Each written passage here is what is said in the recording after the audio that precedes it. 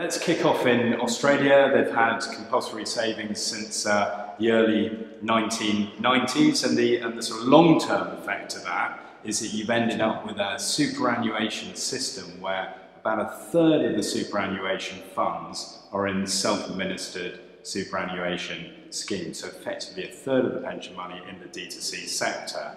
What else? The US, a lot of talk about the robo-advisors at the moment, so the likes of Wealthfront and Betterment. We've seen huge growth there, 65% growth in assets on those platforms over the last 8 months of 2014. A number of them sort of achieving critical mass, over $1 billion AUA, and the sector as a whole is about 19 billion now. UK, very established D2C market with some very well established players within it. We just launched some research this week showing that the D2C platform market has grown to £132 billion as at September 2014. So that's a 13% growth year on year.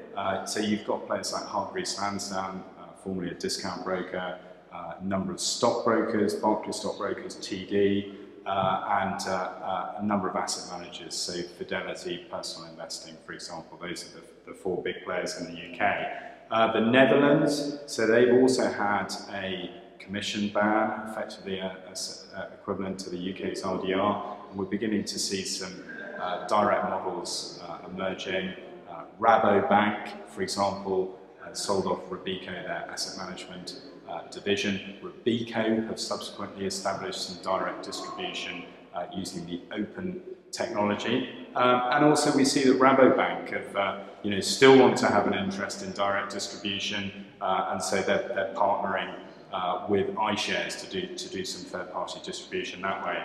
Other European jurisdictions, D2C, to be honest, is pretty fledgling. It's pretty small at the moment, although we do see a number of other models emerging.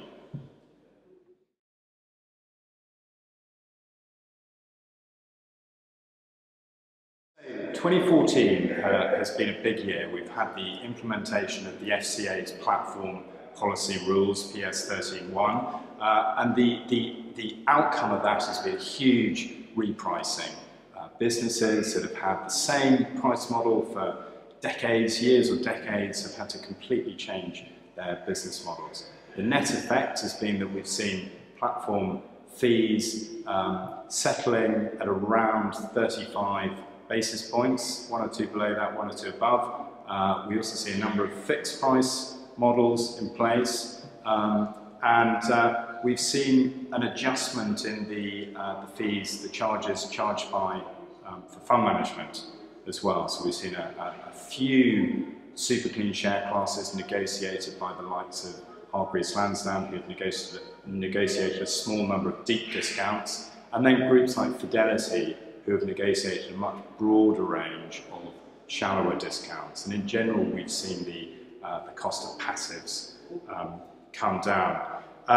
What's been the result of that? Well, there's been quite a lot of churn between platforms, but we don't really see many new self-directed investors in this space. It tends to be the price conscious becoming more aware of what they're paying and moving platforms. Similarly, orphans, a lot of talk about the advice gap and clients being orphaned. Currently, we don't see a huge amount of evidence of customers who were previously advised moving over and becoming direct-to-consumer customers. So it feels that effect is going to take much, much longer to come about.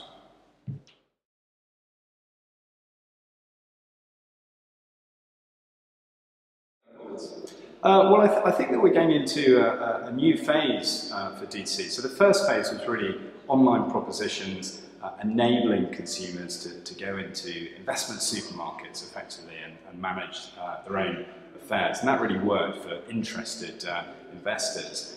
The second phase has been propositions developing guidance tools to really try and help less experienced consumers to get to where they're trying to go. And the third phase is really going one step more simple and providing investment solutions for consumers. So providing a nice simple journey to a fairly simple choice in terms of the investment solution.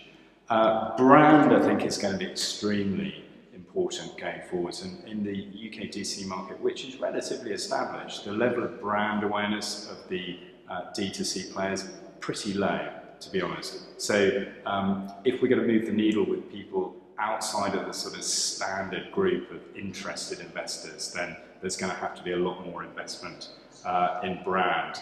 And it feels that there will be movement of customers away from advice towards being self-directed, but it feels as though that's going to play out over a much longer period than many people expect. I'd call it a generational shift, really, rather than something that's going to be dictated by events on the regulator's calendar. And finally, pensions are hugely significant in the UK. The new pensions freedoms really give a huge opportunity for platforms and investors to behave in a different way. Currently, we have an environment where people's investments sit in a very different space to their pensions. And I think we're going to see those two things coming together. So that really relates back to my first comment about different types of propositions, simple solutions for everyday investors. And if that starts to work for people looking to invest into a pension, then I think that's a very different era for D2C.